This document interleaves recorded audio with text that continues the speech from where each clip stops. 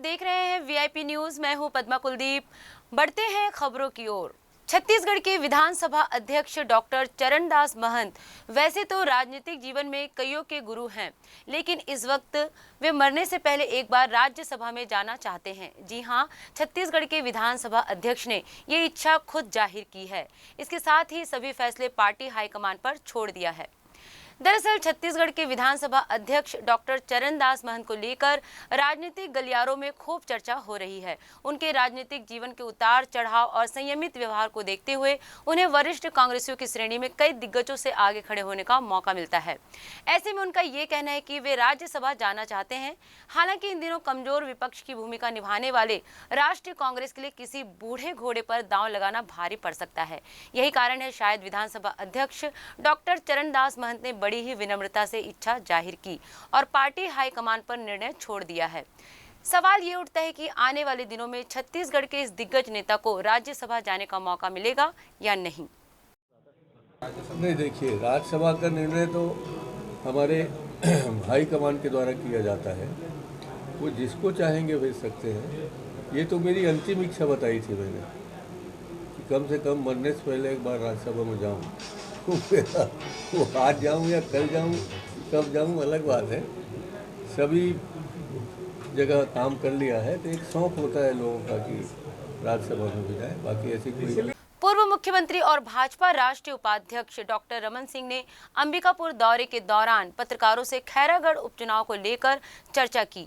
पूर्व सीएम रमन सिंह ने प्रदेश सरकार पर तंज कसते हुए कहा कि नगर पालिका और वार्ड पार्षद के चुनाव में खैरागढ़ को जिला बनाने की बात करते हैं। ये हार का डर है और घबराहट में खैरागढ़ को जिला तहसील महाविद्यालय सहित न जाने क्या क्या घोषणाएं कर रहे हैं।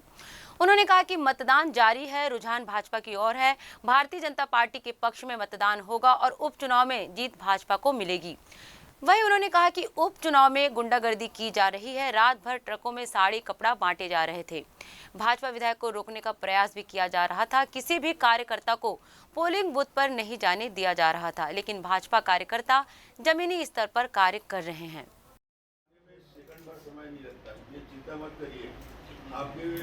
झगड़े में सरगुजा को वृष्टि छाया एरिया में आ गया है और वृष्टि छाया में ये आ गया है कि आपस के गुटबाजी में और जिस प्रकार का तालमेल का अभाव दिख रहा है, जब पूरे के पूरे विभाग को उपेक्षित कर दिया गया, मंत्री को उपेक्षित कर दिया गया और उसका बदला सरगुजा संभाग से भी लिया जा रहा है, ये उचित नहीं है।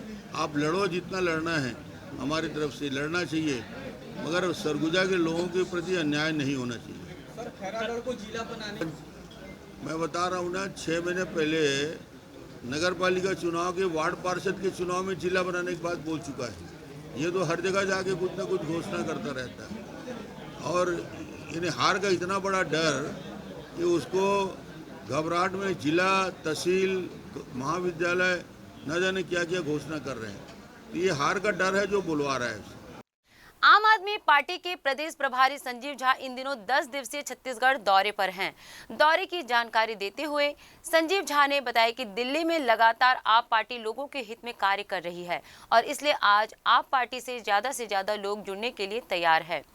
आगामी 18 तारीख को आम आदमी पार्टी के संदीप पाठक को पार्टी की तरफ से राज्यसभा भेजा गया है, जिसके लिए स्वागत यात्रा निकाली जाएगी। आम आदमी पार्टी स्वागत यात्रा के जरिए शक्ति प्रदर्शन दिखाएगी। लगभग 6000 से ज्यादा लोगों को इस यात्रा में शामिल करने का लक्ष्य रखा गया है। इसके अलावा 19 तारीख को पार्टी के कार्यकर्ताओं को विशेष रूप से ट्रेनिंग दी जाएगी। 17 तारीख को हमारे छत्तीसगढ़ के ही रहने वाले डॉक्टर संदीप पाठक को आम आदमी पार्टी ने राज्यसभा में भेजा है। 17 तारीख को वो रायपुर आ रहे हैं। रायपुर में प्रेस के साथी के साथ मुखातिब होंगे।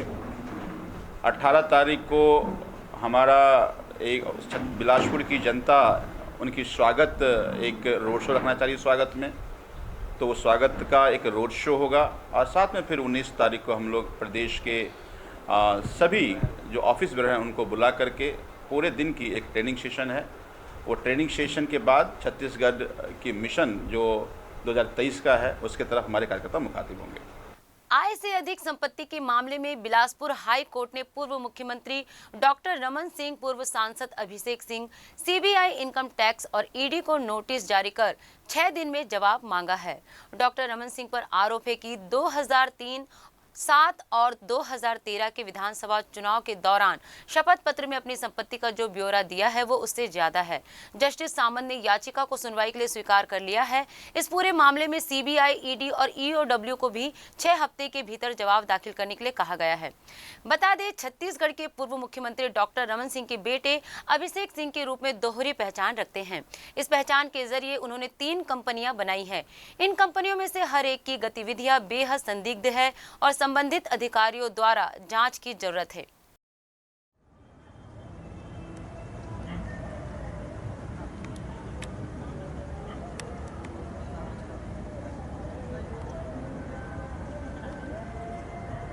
श्री विनोद तिवारी जी के द्वारा माननीय उच्च न्यायालय के समक्ष आय से अधिक संपत्ति के मामले में पूर्व मुख्यमंत्री के विरुद्ध याचिका, क्रिमिनल रिट याचिका दायर की गई थी। मामले की सुनवाई के दौरान याचिकाकर्ता के द्वारा दस्तावेज प्रस्तुत कर यह बात भी संज्ञान में लाई गई थी कि मामले के लंबित रहते हुए उनके द्वारा इकोनॉमिक ऑफेंस विंग रायपुर के समक्ष धारा 13(2) भ्रष्टाचार निवारण अधिनियम के अंतर्गत भी एक कंप्लेंट दर्ज की गई थी। मामले की सुनवाई करते हुए माननीय उच्च न्यायालय ने याचिका को स्वीकार करते हुए सभी पक्षों को 6 हफ्ते का समय दिया है और सभी पक्षों को एफिडेविट पर अपना विस्तृत जवाब दायर करने के लिए आदेशित किया है। मामले की अगली सुनवाई 6 हफ्ते बाद की होगी। अब वक्त हो चला है एक छोटे से ब्रेक का। बस्तर यानी घने जंगल, बस्तर यानी हरितिमा, बस्तर वनवासी, बस्तर जो कभी था अबूझ, अब शासन की सूझबूझ से बढ़ रहा है प्रगति पथ पर। बस्तर प्रगति के कई स्तर, देखिए बस्तर की हर खबर अब वीआईपी न्यूज पर। छत्तीसगढ़ कटोरा धान का, कला के संधान का, संस्कृति धर्म की शान का, साहित्य के मान का, प्रगति के अभिमान का छत्तीसगढ़। देखिए खबरें वीआईपी न्यूज पर। ब्रेक के बाद एक बार फिर आप सभी का स्वागत है। आईपीएल सटोरिये के खिलाफ रायपुर पुलिस की कार्यवाही जारी है। डीडी थाना क्षेत्र के अंतर्गत क्रिकेट मैच के दौरान मोबाइल फोन में आईडी लेकर ऑनलाइन सट्टा संचालित करते हुए आरोपी नवीन बागड़ी को पुलिस ने गिरफ्तार किया है। इस सीजन में एसीसीयू की टीम के द्वारा क्रिकेट मैच के दौरान आईपीएल सट्टा संचालित करने वालों और इस कारोबार में शामिल लोगों की पतासाजी कर कार्यवाही करने के साथ क्रिकेट सट्टा के कारोबार पर प्रभावी रूप से अंकुश लगाने के लिए एसएसपी के द्वारा पुलिस अधिकारियों को निर्देश दिया गया है। डीडी नगर थाने के अंतर्गत गिरफ्तार आरोपी के पास से एक मोबाइल फोन और 16,000 रुपए नकदी बरामद किए हैं। रायपुर पुलिस द्वारा अब तक आईपीएल क्रिकेट मैच में सट्टा संचालित करते हुए 13 प्रकरणों में कुल 29 व्यक्तियों पर कार्यवाही की जा चुकी है। हाँ, थाना डीडी नगर क्षेत्र अंतर्गत नवीन बागड़ी नामक व्यक्ति को साइबर की टीम द्वारा ऑनलाइन क्रिकेट का सट्टा खेलते हुए पकड़ा गया है, जिसके कब्जे से मोबाइल फोन और 16,430 रुपये जब्त किए गए और अपराध पंजीबद्ध कर विवेचना लिया गया। वहीं राजधानी में एक ही दिन में आमा नाका इलाके में 2 चाकूबाजी की वारदात हुई है। पहला मामला टाटीबंद स्थित मरीना बार के सामने का है, जहां बार से निकल रहे एक युवक से 4 लोग टकरा गए। इसी बात को लेकर उन्होंने एक युवक रोबिन डिसा को चाकू मार दिया। तो वहीं दूसरा मामला भी मामूली विवाद का है, जहां रिंग रोड में रामनवमी में धुमाल बजाकर घर जा रहे युवक पर चाकू से हमला किया गया। दोनों मामलों में पुलिस ने 307 के तहत मामला दर्ज कर आरोपियों को गिरफ्तार कर लिया है। बता दें, राजधानी पुलिस एक तरफ अड्डेबाजों, हथियार लेकर घूमने वालों और बदमाशों पर कार्यवाही करने के दावे करती है, वहीं शहर में अपना नाम बताने और खुद को इलाके का बॉस कहकर गुंडागर्दी और चाकूबाजी जैसी घटनाएं आम हो गई है। आमानाका में कल 2 जगह चाकूबाजी हुई है, एक मरीना बार के सामने और एक रिंग रोड पे। मरीना बार के सामने प्रार्थी बार से जस्ट बाहर निकल रहे थे और 3 लोग सामने से उससे टकरा गए। इस बात पे वाद विवाद हुआ। वाद विवाद आगे बढ़ने पे उन दोनों के बीच में चाकूबाजी हुई। इसमें आरोपी गिरफ्तार है। और दूसरे केस में रिंग रोड में प्रार्थी लोग अपना काम करके वापस जा रहे थे, बाजा बजा के वगैरह वापस जा रहे थे। उसमें भी आमने सामने विवाद हुआ लोगों से बीच में, उसमें चाकूबाजी हुई है। एक इंसान ने चाकू मारा है, बाकी 2 लोगों ने हाथ मुक्के से मारपीट करी है। इसमें भी आरोपी गिरफ्तार है, आगे विवेचना करी जाएगी। रायगढ़ शिक्षा विभाग के संरक्षण में निजी स्कूल पर मनमानी का आरोप लगाते हुए एनएसयूआई ने 24 घंटे का अल्टीमेटम दिया है। एनएसयूआई के जिला अध्यक्ष आरिफ हुसैन ने तीखे तेवर दिखाते हुए स्पष्ट कर दिया है कि अगर 24 घंटे के अंदर शिक्षा विभाग निजी स्कूलों पर लगाम नहीं लगाएगी तो एनएसयूआई कार्यकर्ता शिक्षा विभाग के कार्यालय पहुंचकर वहां की विद्युत सप्लाई को बंद कर देंगे और जिला शिक्षा अधिकारी सहित सभी विभागीय कर्मचारियों को इस बात का एहसास दिलाएंगे कि गर्मी कितनी बढ़ चुकी है। तपती गर्मी की वजह से स्कूलों को सुबह 11 बजे तक लगाने के आदेश दिए थे। इसके बावजूद निजी स्कूल दोपहर 1 बजे तक क्यों लगाए जा रहे हैं?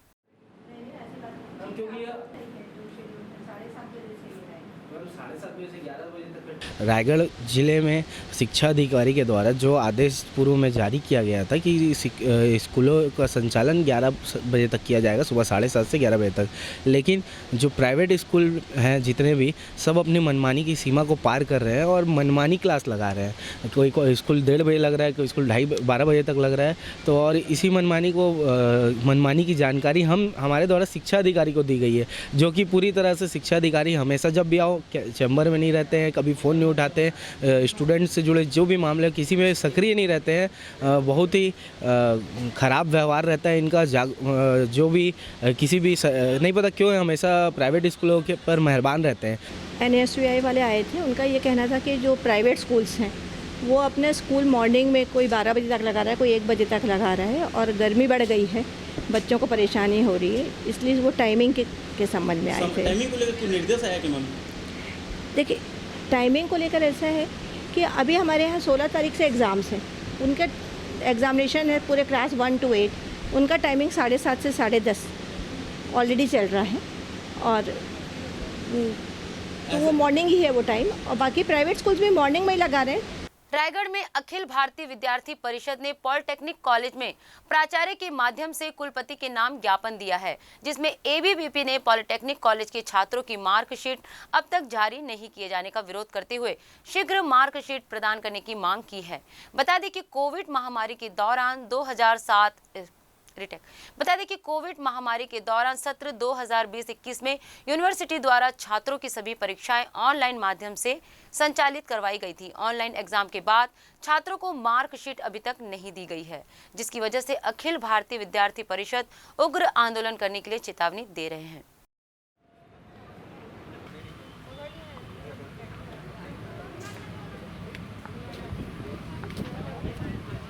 आज अखिल भारतीय विद्यार्थी परिषद रायगढ़ द्वारा सत्र 2020-21 में जो मई जून के माह में ऑनलाइन परीक्षा करवाई गई थी, उस सत्र के विद्यार्थियों की रिजल्ट अभी तक के जारी नहीं की गई है, जिससे कि छात्र आगे की पढ़ाई है तो दूसरे महाविद्यालय में एडमिशन लेने जाता है तो उनको सबसे पहले जो है रिजल्ट मांगा जाता है। लेकिन अभी तो CSVTU द्वारा हमें पिछले सत्र का रिजल्ट दिया ही नहीं गया है, तो हम आगे की पढ़ाई कैसे जारी रख सकते हैं। इस प्रकार की समस्या को लेकर आज अखिल भारतीय विद्यार्थी परिषद द्वारा ज्ञापन सौंपा गया है। हमारे यहाँ विद्यार्थियों के कुछ जो अभी एग्ज़ाम हुए थे, जो ऑनलाइन एग्ज़ाम्स हुए थे, उसके मार्कशीट यूनिवर्सिटी से अभी तक भेजे नहीं गए हैं। इसके संबंध में विद्यार्थी प्रतिनिधि आए थे और उन्होंने अपना एक ज्ञापन दिया है। ये ज्ञापन यूनिवर्सिटी को भेजा जाएगा कि वो शीघ्र बच्चों को उनके मार्कशीट उपलब्ध कराएं। आइए अब लेते हैं एक छोटा सा ब्रेक। बस्तर यानी घनी जंगल, बस्तर यानी हरितिमा, बस्तर वनवासी, बस्तर जो कभी था अबूझ, अब शासन की सूझबूझ से बढ़ रहा है प्रगति पथ पर। बस्तर प्रगति के कई स्तर, देखिए बस्तर की हर खबर अब VIP न्यूज़ पर।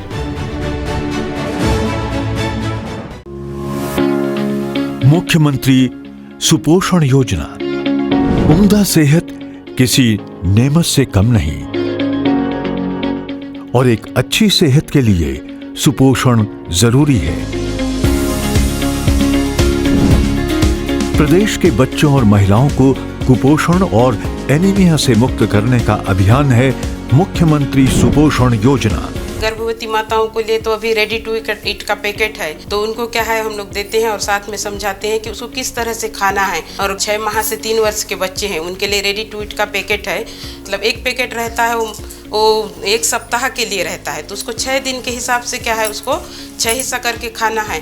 और उसको मतलब अच्छे से साफ सफाई से रखना है और अच्छे से खाना है, क्योंकि वो उनके सेहत के लिए बहुत ही मतलब लाभकारी है। उसमें बहुत सारी चीज़ें हैं जो मिलके बनी हुई हैं। रेडी टू ईट के साथ गरम भोजन भी देते हैं।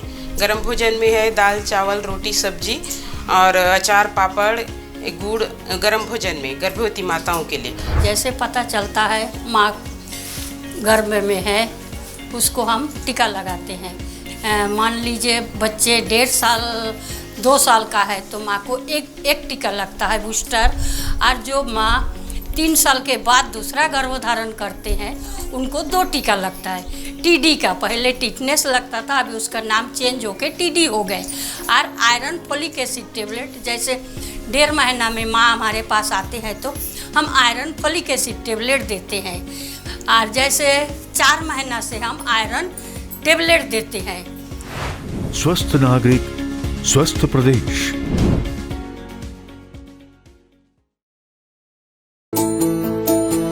छत्तीसगढ़ कटोरा धान का, कला के संधान का, संस्कृति धर्म की शान का, साहित्य के मान का, प्रगति के अभिमान का। छत्तीसगढ़ देखिए खबरें वीआईपी न्यूज पर। ब्रेक के बाद एक बार फिर आप सभी का स्वागत है।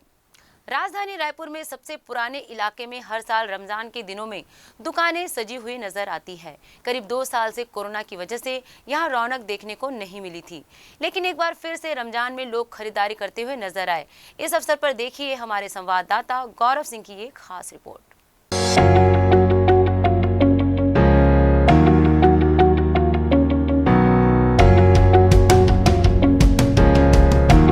रमज़ान का पावन महीना अब शुरुआत हो चुकी है। हम रायपुर के बैजनाथ पारा में मौजूद हैं। आप देख सकते हैं यहाँ कैसे दुकानें लग चुकी हैं, सेवइयाँ बिक रही हैं। रमज़ान में सेवइयाँ बहुत ही खास मानी जाती है, इसे घरों घर जाके दिया जाता है मीठे सेवइयों को। ऐसे देख सकते हैं आप मार्केट में किस तरह से भीड़ है। 2 साल बाद, कोरोना के 2 साल बाद मार्केट खुला हुआ है। देखते हैं, हम बात करेंगे दुकान वालों से भी और आसपास के लोगों से भी बात करके जानेंगे कि माहौल इस बार किस तरह से है। देते हैं। अल्हम्दुलिल्लाह ठीक है। इस बार 2 साल तो बहुत ख़राब गया है, इस बार इंशाल्लाह ठीक होगा। खुल के लोग आ रहे हैं, अभी डर उड़ नहीं है, आ रहे हैं लोग। इस तरह से आपने देखा आदमी लोग आ रहे हैं, मार्केट में माहौल बना हुआ है। हम और कुछ लोगों से बात करने की कोशिश करेंगे। मार्केट बिल्कुल स्लो है, ठंडा है, बहुत महंगाई के कारण पूरे ग्राहकी खाली है। ये रमज़ान का महीना है और रमज़ान का महीने आज 1 हफ्ता हो गया, 8-9 दिन हो रहा है। बाज़ार सुपड़ा साफ है, हर चीज़ महंगी है, कोई ख़रीदार नहीं दिख रहा है। हाँ, 2 साल महंगाई में समझ में नहीं आया, बंद था, लेकिन अब खुलने के बाद भी वही हाल है। 4 आना पड़ रहा है धंधा, 1 रुपये का 4 आना धंधा हो गया। इतनी महंगाई के से पूरा तरसते हैं लोग।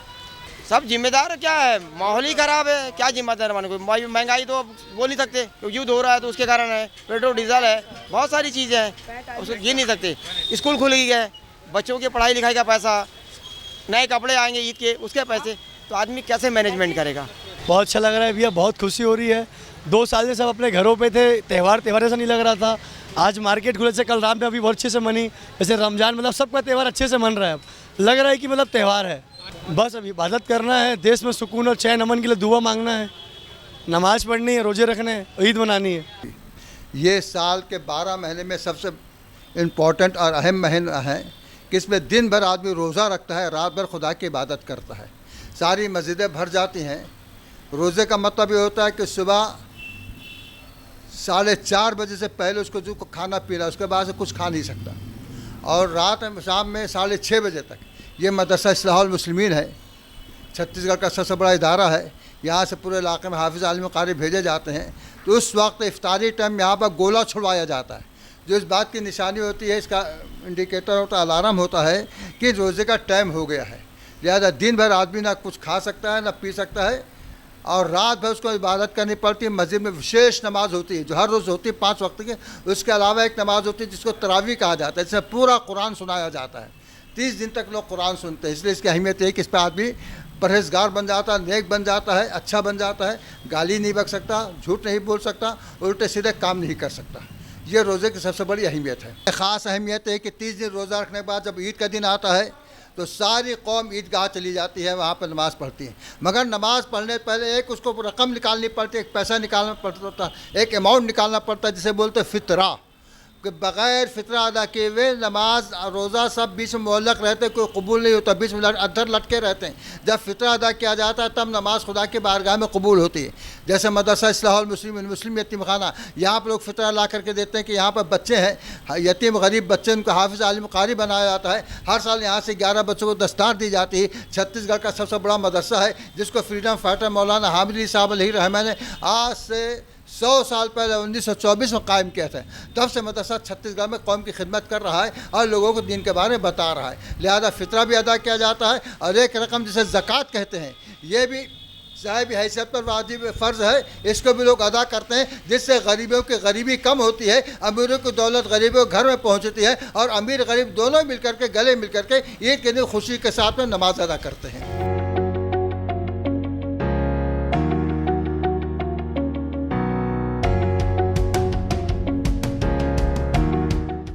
आपने देखा आज हमने रमज़ान के पावन अवसर पर आपको मार्केट का जायज़ा लेकर दिखाया। हमने मौलाना से भी बात की, इसकी सारी जानकारी आप तक पहुंचाई है।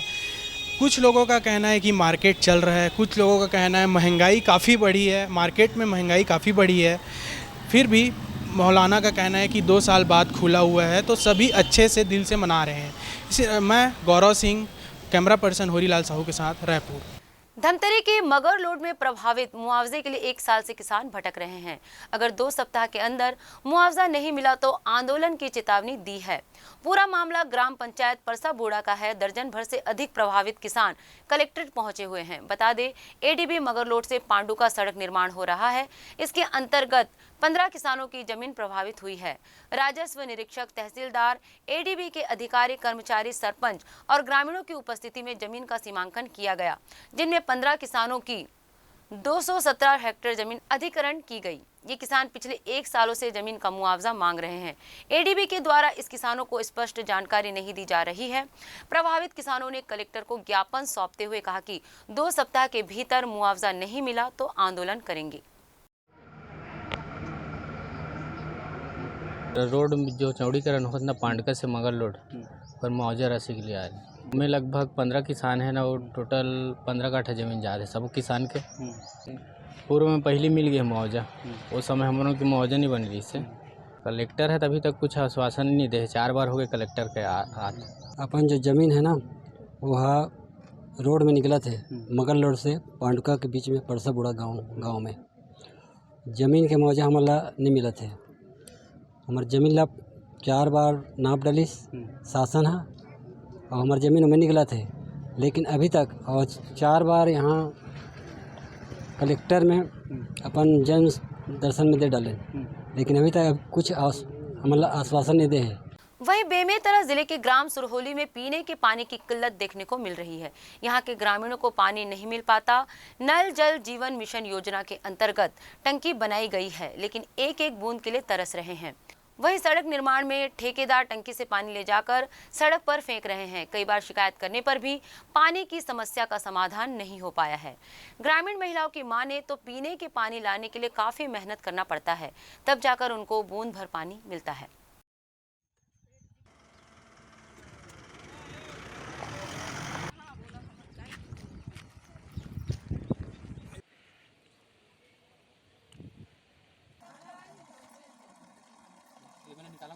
छत्तीसगढ़ सरकार की सबसे पहले प्राथमिकता होती है ग्रामीणों को मूलभूत सुविधा देना। मूलभूत सुविधा में अहम सुविधा होती है पानी की। जी हम बता दें, पीने के पानी के लिए तरस रही है ग्राम सुरहोली के ग्रामीण। आपको सीधी तस्वीर दिखाते हैं। ये जो बोर है, बोर के सामने इतना बड़ा गड्ढा खोद दिया गया, जिसमें महिलाओं को पानी लाने के लिए काफ़ी समस्या होती है। कई महिलाएं हैं जो पानी को लेकर के गिर जाती हैं, उनको चोटिल भी हो जाती है। हमारे सामने सुरहोली गांव की जो महिलाएं हैं वो आई हुई हैं। किसान नेता योगेश तिवारी के नेतृत्व में महिलाओं ने एक बार फिर आवाज़ उठाया अपनी मूलभूत सुविधाओं को लेकर के। आइए हम उस महिलाओं से जानने की कोशिश करते हैं पानी को लेकर के क्या समस्या हो रही है। हमारे साथ में महिलाएं जुड़ी हुई है, उनसे पूछते हैं। जी, आप पानी भरने आती हैं यहाँ पर, क्या समस्या होती है पानी को लेकर के?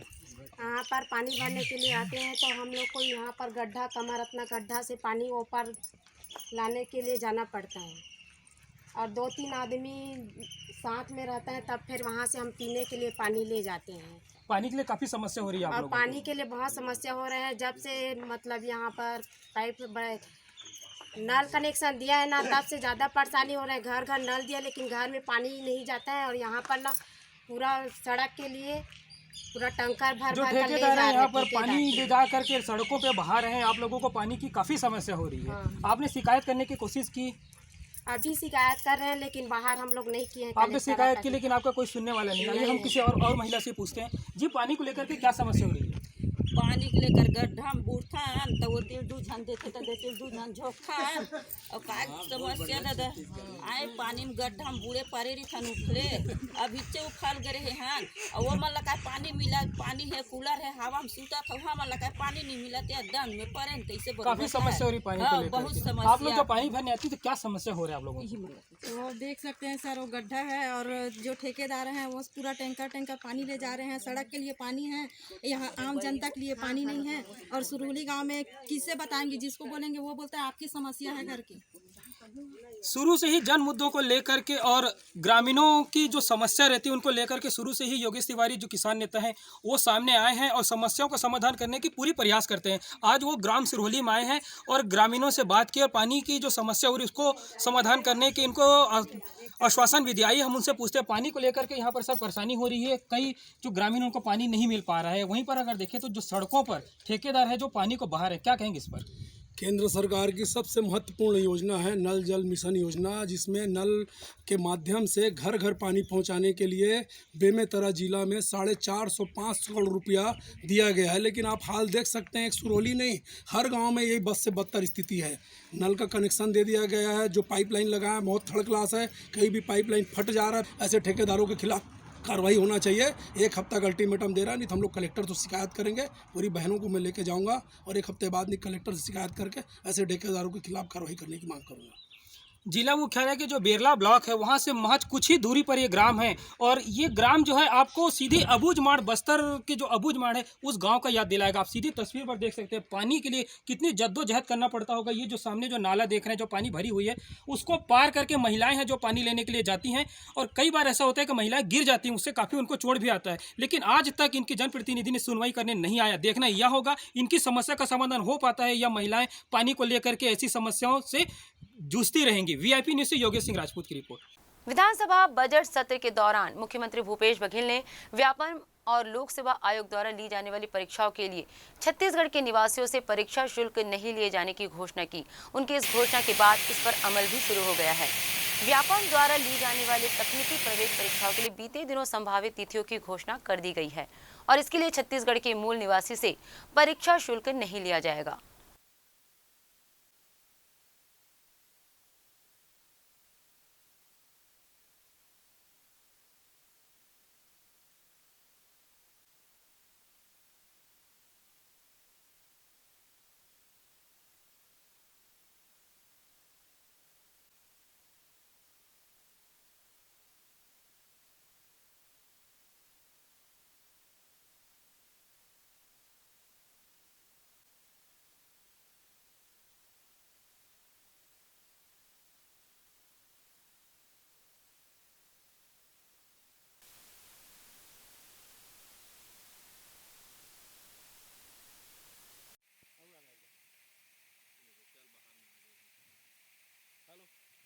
इस बुलेटिन में फिलहाल इतना ही। देखते रहिए वीआईपी न्यूज़। नमस्कार।